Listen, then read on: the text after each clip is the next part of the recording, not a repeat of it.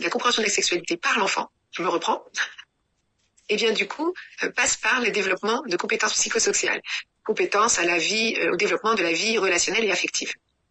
Et selon certains commentateurs, comme l'école changeait de cap, il s'agirait d'apprentissage qui rendrait possible la découverte de sa sexualité à l'enfant. Alors, ils essayent souvent d'en baliser les contours, mais ma position, dans la lignée de l'association Honest, ne vise aucun compromis, à commencer par le fait de renoncer à employer le terme de sexualité lorsqu'on parle de la vie pulsionnelle et affective de l'enfant, mais aussi en renonçant d'en rendre possible sa découverte et son expérimentation, à ou par l'école. Je vais m'expliquer sur ces points. L'adulte n'a pas à devancer l'enfant au risque d'être intrusif et de le stimuler au-delà de sa capacité à métaboliser et à endiguer psychiquement la tension énergétique créée à cette occasion. En effet, l'enfant a plus besoin d'être apaisé qu'excité. On l'a vu dans la partie 1 de la vidéo, le fait de différer la décharge de la tension pulsionnelle permet le développement des processus cognitifs.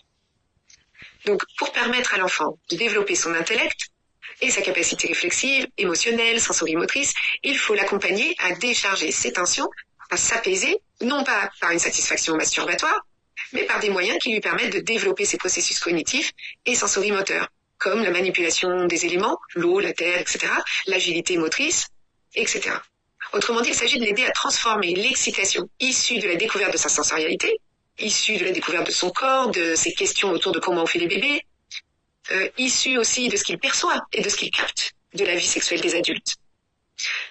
Donc, à transformer sa curiosité sensorielle en une curiosité intellectuelle et psychomotrice. Accueillir ses interrogations sans tabou a une fonction apaisante, mais lui inculquer un savoir avant l'heure est perturbant.